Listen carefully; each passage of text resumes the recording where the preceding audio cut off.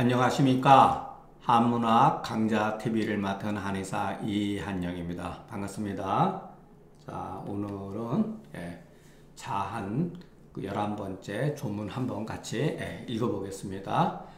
자, 공자가 질병 이어시는, 여기서는 이제 질병이라고 그랬지만 뭐 옛날 사람이나 현대인들은 뭐 다 이때 당시에 공자가 연로했기 때문에 아마 상당히 위독했던 것 같아요. 왜냐면은 그 뒤에 벌어지는 그 행적을 보면 알 수가 있습니다. 그러니까 짐작할 수가 있는 거죠.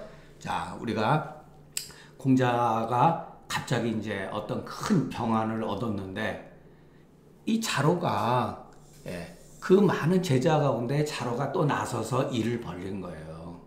그러니까 이런 거를 보면은 다른 제자들도 있는데 자로가 제자들 가운데 가장 또 맏형이기도 해요. 나이가 굉장히 많은 편이에요. 근데 자로가 그 문인들로 하여금 가신으로 삼은데 이와 같은 일이 이제 벌어진 거예요. 이게 도대체 무슨 얘기인가? 왜 문인을 가신으로서 일을 도모했는가? 그러니까 이때 당시 공자가 나이가 이미 이때 당시에 이미 그 벼슬을 해서 떠나가서 그만두어서 원래 가신이 없는 상황인데 자로가 그 가신으로서 공자의 상을 준비를 시키려고 한 거예요. 자, 그 의도는 실로 공자 같은 성인을 존중한 것이나 그 존중하는 바를 몰랐다는 거죠. 뭐냐면은 우리가 앞에서도 공부했죠. 용감하되 무례즉 어태죠? 이렇게 그냥 일을 저지르는 거예요. 그러니까 이게 자로가 용감하기는 하지만 예의로서 자기 자신의 어떤 행위라든가 이런 것을 통제하지 못했기 때문에 이런 사단이 벌어진 거예요. 그러나 여러분 생각을 해보세요. 보통 사람 같으면요, 제자가 이런 식으로 하면은 고맙게 생각할 수도 있죠. 그러나 의리적인 측면에서 봤을 때는 자로가 분명히 예를 범한 거죠. 의리를 저버린 거예요. 병간활, 그러니까 병이 차도가 있고 나서 공자가 이 사실을 아는 거죠. 아, 오래되었구나. 유가 거짓을 행하며 나는 신하가 없는데, 가신이 없는데 가신이 있는 것으로 행동을 하니 내가 누구를 속인단 말이냐. 아, 하늘을 속일 것인가, 이렇게 탄식한 거죠. 자, 병간이라고 하는 것은 조금 차도가 있는 거다. 병시에 아플 때는 알지 못했다가 이미 차도가 있음에 이에 그 사실을 알고 내가 마땅히 가신이 있지 아니함을 모든 사람들이 다 알아서 속일 수가 없는데 이에 가신을 두니 이것은 이와 같은 행동은 하늘을 속인 것이다. 사람이 하늘을 속이는 것은 이보다 큰 죄가 없는데 막대지죄, 이거보다 큰 죄가 없거늘 이르니. 그러니까 죄 막대연 이언을 이렇게 써도 돼요. 보통 막대지죄, 이거보다 큼이 없는 죄이거늘 자고함으로써, 자책함으로써 자기한테 돌린 거죠. 그러면서 자로를 심히 꾸짖은 거다. 그런데 여기서 또 이제 한 말씀 더 하신 건, 차라리 그 가신의 손에서, 그 가신의 돌봄에서 줄기보다는 차라리 너희들 보살피는 것에서 죽는 것이 낫지 않겠느냐. 여기에서 표현 보면 여기령, 이럴 때는 뭐뭐하기보다는 차라리 뭐뭐하는 것이 낫다, 이런 소리예요. 그러니까 이 무자는 원래 오자예요. 잘못되어 있는 거예요. 쓰면 안 돼요. 그런데 간혹 가다가 옛날 사람들이 이것도 흉내내요. 그 고전에서 나온 오자까지 흉내내가지고 무자를 또 문형 이렇게 쓰는 사람이 있어요. 그렇게 하면 안 되는 거예요. 내가 차라리 큰 장사를 얻지 못할지라도 내가 길에서 죽기야 하겠느냐, 이렇게 그냥 말씀하신 거죠. 문영은 영이다. 대장은 군신이 군신의 어떤 그 예장이니 도로에서 죽는다는 것은 버려져서 장사 지내지 아니함을 이루는 것이다. 또 반드시 그와 같은 일이 일어나지 않으리라고 하는 것을 밝힌 거다. 범시가 이르되 증자가 장사해. 이것 굉장히 유명한 얘기예요. 지금 그 공자가 어떻게 이제 질병 걸려가지고 여기에 대한 그 문제가 발생이 되었듯이 증자도 이와 같은 비슷한 일이 발생이 됐었어요. 그거는 제가 바로 요거를 하고 나서 설명하겠습니다. 증자가 장차 죽을 때 일어나서 책을 바꿔라. 이거는 돗자리예요. 바로 설명해서 돗자리를 바꿔라. 내가 올바름을 얻어서 죽을 것 같으면 이것으로 만족한다. 자로가 공자를 존중하되 무신, 신하가 없는 것이 신하가 있는 것이 옳지 못함을 알지 못하고, 아유 말이 복잡하죠. 그러니까 공자는 그때 당시 벼슬이 하지 않았기 때문에 당연히 신하가 없죠. 신하가 둘 수 있는, 가신을 둘 수 있는 그 상황이 아니에요. 또 해서도 안 되는 거고, 공자가 아무리 성인이라 하더라도 그 벼슬에 있지 않는 상태에서는 가신을 둘 수가 없는 거예요. 그렇기 때문에 무신이 가신을 두어서는 가신을 두는 것이 옳지 않다는 것을 알지 못한 거다. 그러니까 1번, 2번, 3번, 그리고 4번 부지 못하게 이와 같은 이유로 행사, 거짓을 행함에 빠져가지고 죄가 하늘을 기망하는 데까지 이르니 군자가 언동에 있어서 비록 아주 작은 것이라 할지라도 불갑을 삼가해야 된다. 공자가 심히 자로를 징계한 것은 학자들을 경계한 것이다. 양시가로되 지가 지극해서 의가 성하지 않으면, 우리가 대학에서 배웠죠? 지가 지극하고 성하지 않으면 그 용지자사해서 지를 쓰는 것이 스스로 저절로, 그러니까 자사라고 하는 거는 그 의리에 합당하지 않는 거예요. 자기 나름대로 꾀를 내었지만 그것은 의리에 합당하지 않는다는 거예요. 그래서 행기소 무사를 알지 못한다. 요게 이제 굉장히 어려운 말이에요. 행기소 무사할 바를 행한다. 이게 무슨 말이죠? 일 삼을 바 없음을 행함을 알지 못한다. 이거는 어떠한 이치에 합당하는 하는 것이 무사라는 표현이에요. 무사라는 표현은 아무런 일이 없다라는 게, 아무런 일이 없는 것을 행한다는 것을 알지 못한다는 건 뭐냐면은 그 사람이 일할 바가 없다고 하는 그런 게 아니라 어떠한 합리적인 이치에, 그러니까 의리, 옛날 사람은 이제 의죠. 의리에 합당하게 일을 하는 것을 바로 무사라 그러는 거예요. 무사할 바를 행함을 알지 못한다는 거예요. 이렇게 자사에 빠지면은. 그래서 왕왕 스스로 그 행사 기천에 빠질지라도 막지지아니라. 스스로 알지 못한다는 거예요. 못하니 바로 자로와 같은 사람을 말하는 것이다. 여러분, 이런 거는 우리가 조금, 이게 도대체 사지가 뭐냐, 이런 것도 우리가 조금씩 계속 글을 읽다 보면은 어느 정도 알게 됩니다. 그러니까 표현이 조금 난해한 거예요. 아니 도대체 행기소 무사를 알지 못했다. 스스로 자사에 빠지면, 어떠한 그 의리에서 벗어나는 행위에 빠지면은 이와 같은 것을 모른다는 거예요. 행기소 무사를 해야 되는데, 이 말은 맹자에도 나와요. 자, 그 다음에 요거는 별도로 그 얘기 당궁편에 증자가 돌아가시기 전에 어떠한 사건이 있었어요. 이거 아주 유명한 글이에요, 여러분. 이거는 그러니까 여러분이 그냥 한번 재미있게 들으시면 됩니다. 워낙 유명한 글이니까. 증자가 질병에 누워 계시거늘 침질병 여신을 악정자추는 사람이 증자의 제자예요. 제자. 악정자추는. 그러니까 처음 보는 분들은 이걸 해석하려고 그러면 해석이 안 되죠. 음악이 바로 이게 말이 안 되잖아요. 그러니까 이런 건 어쩔 수 없이 글을 많이 읽은 사람들은 그냥 다 알아요. 그냥.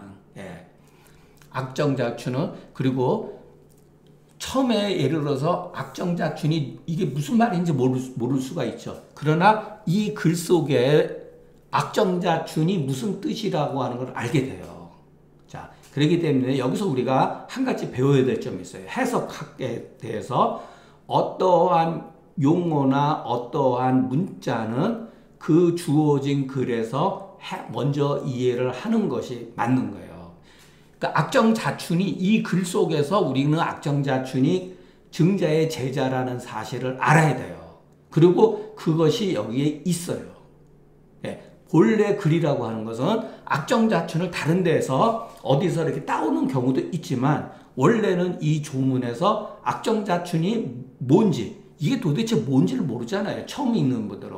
저야 그냥 아무 생각 없이 이거는 사람이구나 이런 거 알죠. 왜냐하면 글을 많이 봤으니까. 그러니까 악정자춘은 침상 아래에 앉아 있었고, 자, 증원 증시는 발에 앉아 있었다. 자, 이게 앉아 있다고 하는 것을 통해서 이게 사람이라고 하는 것을 알잖아요, 벌써. 그죠?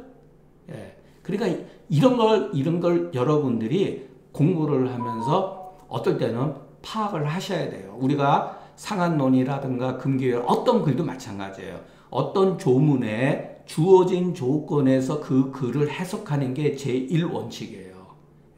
그런데 그 조문에서 해석이 안 될 때는 그 책 다른 조문에서 끌어다가 해석하는 게 제2원칙이고, 그리고 정 안 될 경우 다른 책에서 끌어오는 것을 제3원칙으로 할 수가 있습니다.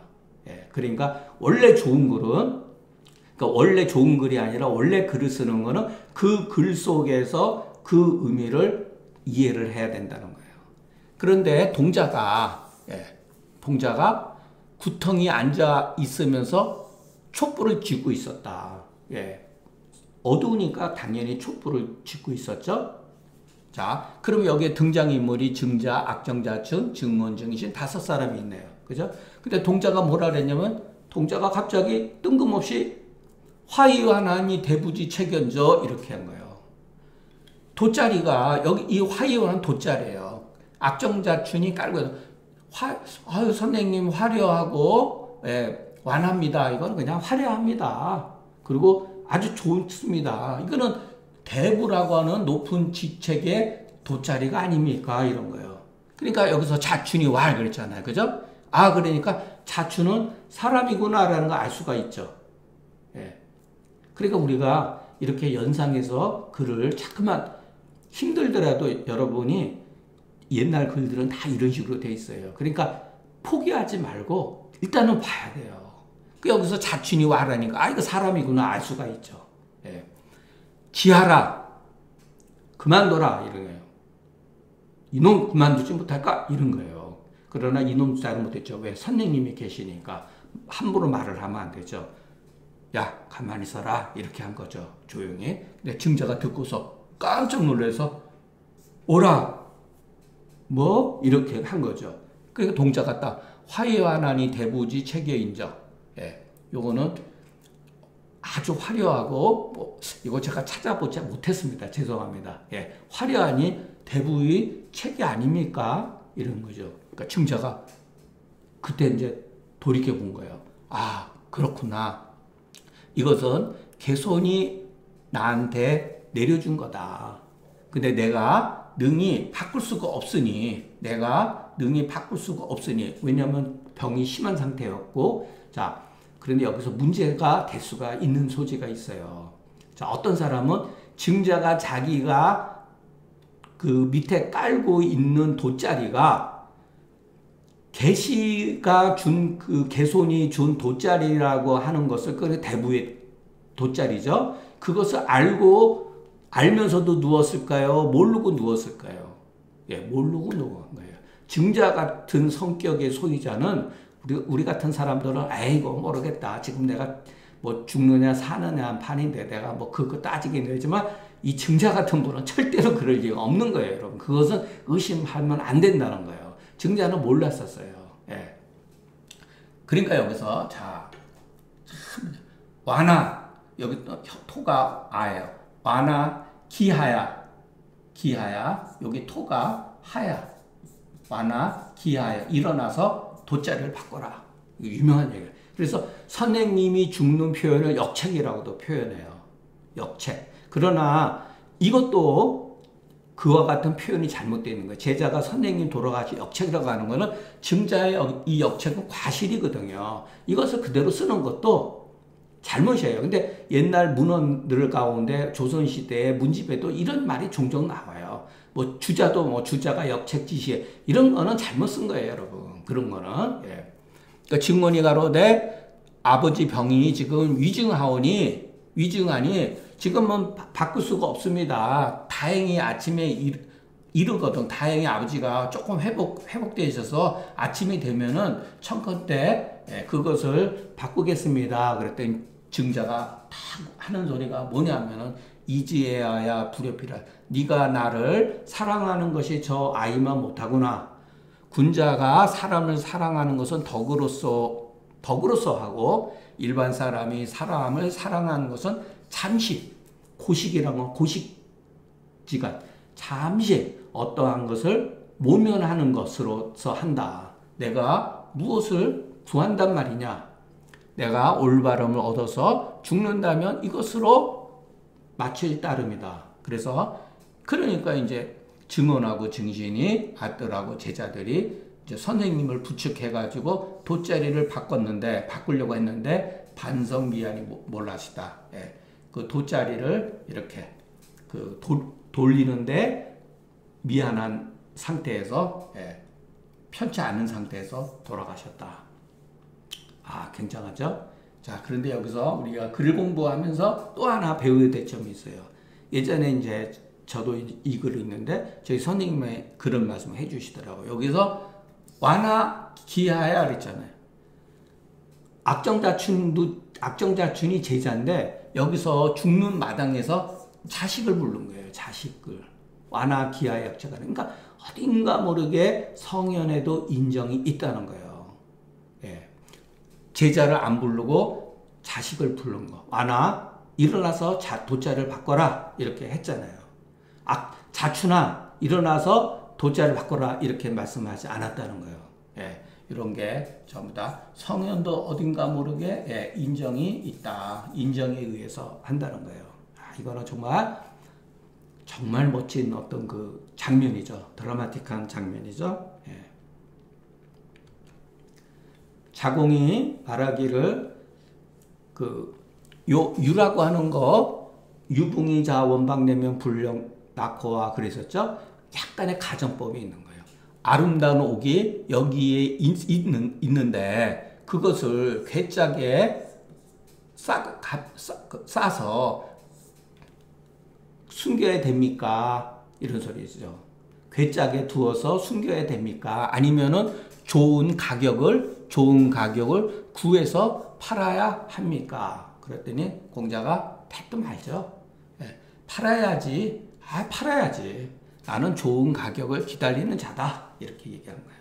그럼 여러분 아시겠죠? 대충.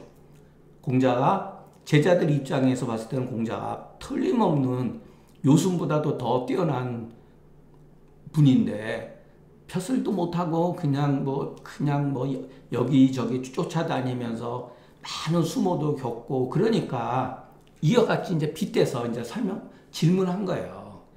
옥이라고 하는 건 당연히 공자를 말하는 거죠. 오는 장냐다. 독은 괴다. 괴짝. 고는 매하다. 판다는 거다. 자공이 공자가 도가 있으면서 벼슬살이 하지 못하는 것으로서 가설에서 이 두 가지 문제를 가설해서 질문한 것이다. 공자가 말하기를 진실로 마땅히 팔아야 되나 다만 좋은 가격을 마땅히 기다려야 되고 기다리는 것이 그것을 마땅히 구하는 건 아니다. 그러니까 나는 기다리는 사람이지 구하는 게 아니라는 거예요. 자, 요거 재미있죠? 기다리는 거하고 구하는 거하고 다른 거예요.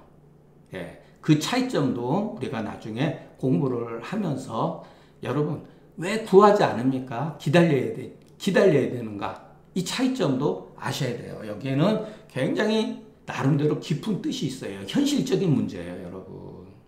예, 기다리지 않고 나쁘게 말해서 막 구하는 것과 기다리는 건 다른 거예요, 여러분. 구하다 보면요, 정치적인 문제에 정말로 그런 권모수수라든가 휩쓸려 들어갈 수가 있어요.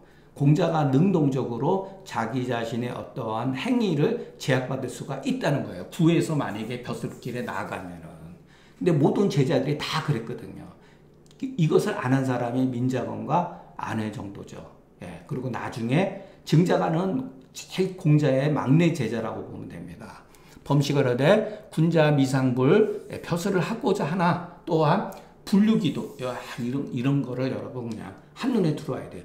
그 도로서 말미하지 않는 것을 싫어하니 예. 벼슬을 하기는 하고자 하나 왜 벼슬을 하죠? 왜 벼슬을 하죠? 이게 바로 신민이잖아요. 이게 바로 신민. 예. 공부한다는 것은 장차 쓰이고자 하는 거예요. 공부하는 것은 나 자신의 수양만 닦는 게 아니라 이 사회에 대해서 무엇인가를 하기 위해서 공부를 하는 거예요. 예전에는 그것이 신민, 정치죠. 일종의. 그러니까 정치를 혐오할 필요는 전혀 없는 거예요. 옛날 사람들 입장에서는 당연한 겁니다. 공부를 해가지고 벼슬살이 하는 것은 그것은 많은 사람들한테 자기의 생각이라든가 좋은 어떠한 정치 방안들을 실천하기 위한 것이죠. 그러나 아무리 그와 같은 마음이 있다 하더라도 그 벼슬길에 나가는 데 있어서 올바른 도로 말미암지 아니하는 것을 싫어한다는 거예요. 그렇기 때문에 선비가 예를 기다리는 것은 오기 가격을 기다리는 것이다. 예. 예를 기다려야 된다는 거예요. 마치 이윤이 들판에서 밭을 갈고 있었는데 탐왕이 직접 왔었어요. 이윤이 뛰어난 사람이라는 걸 알고서 백이나 강태공 같은 사람이 바닷가에 거처하고 있었는데 주나라 문왕이 강태공을 찾아온 거예요. 예. 세상에 성탕이나 문왕 같은 사람이 없으면 그냥 이윤은 밭 가는 사람이고 강태공은 그냥 낚시질이나 하는 것으로서 인생을 마무리했다는 거죠. 왜냐하면 반드시 이것도 이런 평론들은 우리가 잘 봐야 됩니다. 왕도, 도를 구부려서 사람을 따르고 옥을 자랑해서 자기가 굉장히 지식이 풍부하다는 것을 세상에 자랑해가지고 가격을 구하는 것. 공자는 분명히 여기서 보면은 기다린다 그래. 이거는 구하는 것을 하지 않는다. 예. 이 두 가지를 하지 않는다. 반드시 하지 않는다는 거예요. 이윤이라든가 태공과 같은 사람들은. 그러니까 이윤은 나중에 우리가 서전을 읽어보면은 이윤은 정말 중국 그 역사에서 손으로 이렇게 한 5사람 정도 꼽힐 수 있는 명신이에요. 명신이에요, 명신.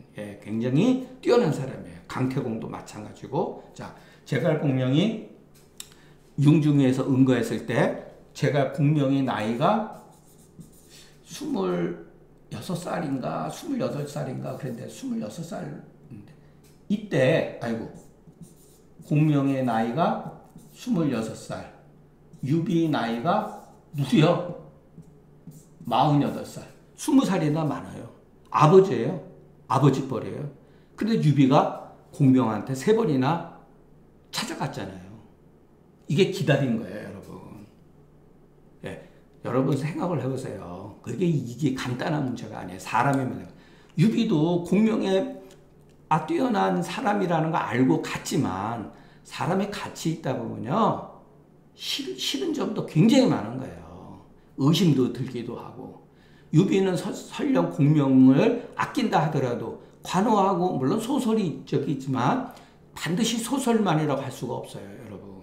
공명과 유비 그 오랫동안 같이 있었던 그 많은 어떠한 제장들과 갈등이 없다고 봅니까? 공명은 이름도 없는 일기의 그 서생이었는데 여기도 마찬가지예요. 강태공이라든가 이런 사람들이 나이가 이미 굉장히 나이가 많은 상태였거든요.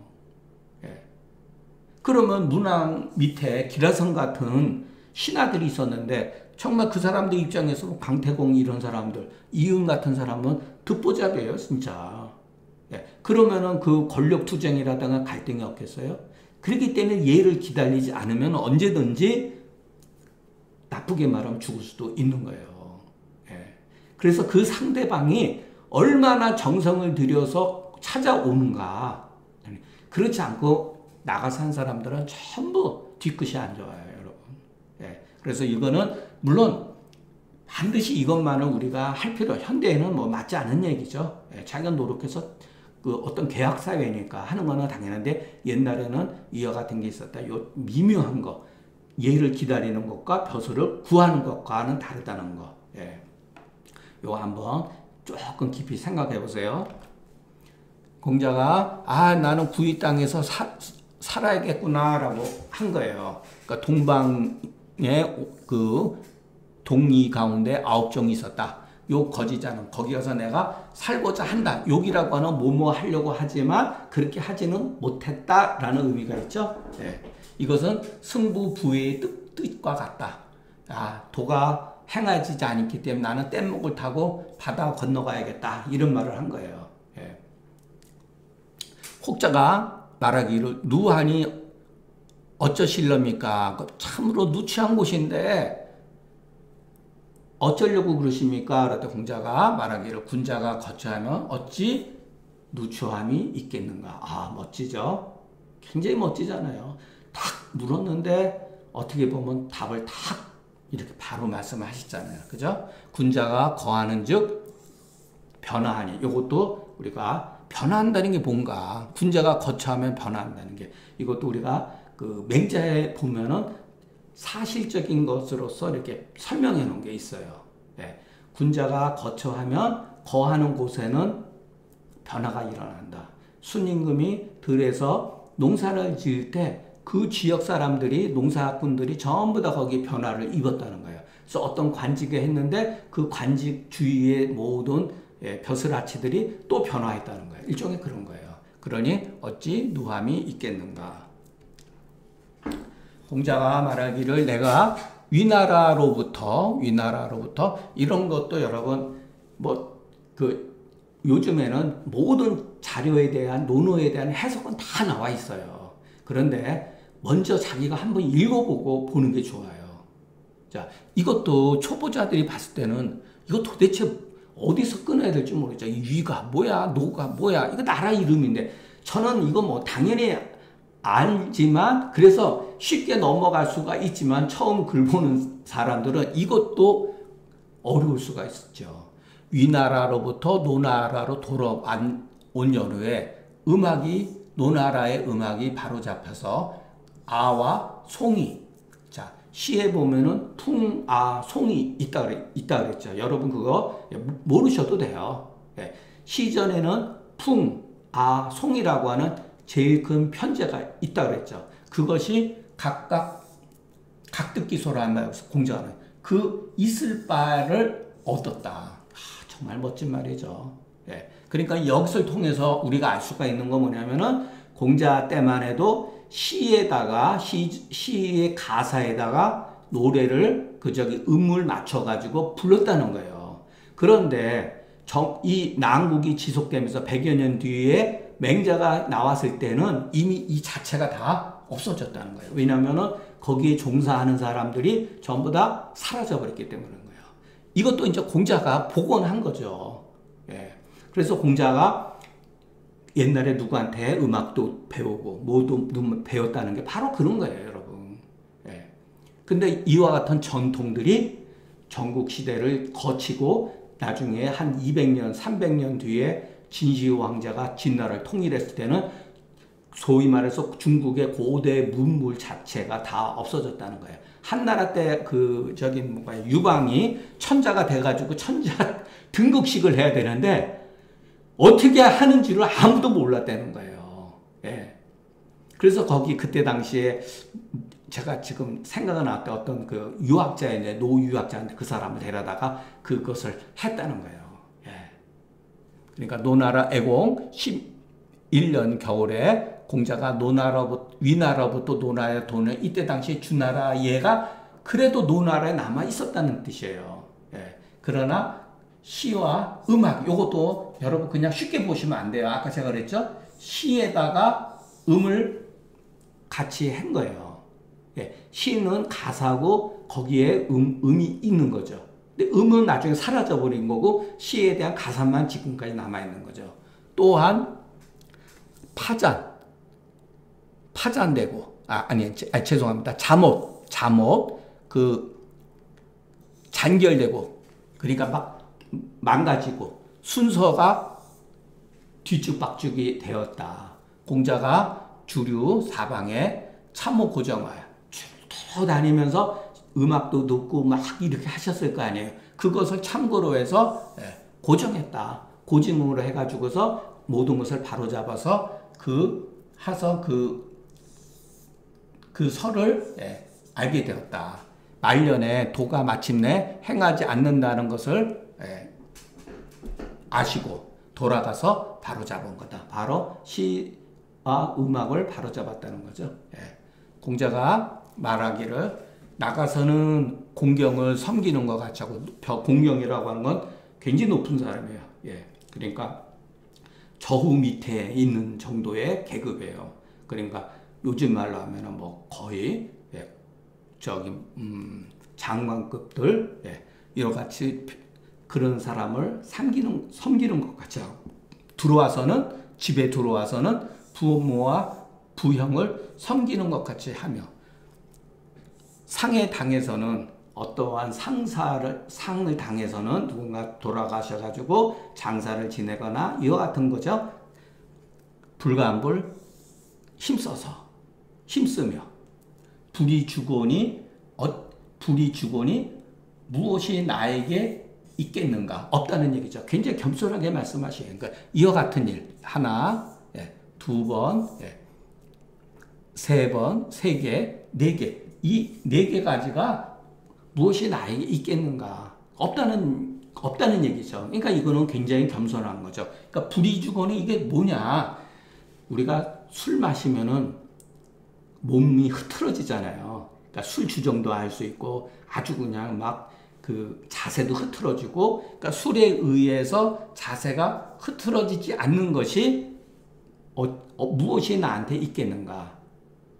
이렇게 한 거죠. 그러니까 자신의 이 정도는 공자가 꼭 이렇게까지 겸손하게 말씀하셔도 안 하셔도 되는데, 제자들을 가르치기 위해서 한없이 자기 자신을 낮춘 거죠. 설은 7편에 나온다. 그러나 여기에서는 그사가 이와 같은 일들이 더욱더 낮아짐의 뜻은 더욱더 간절하다.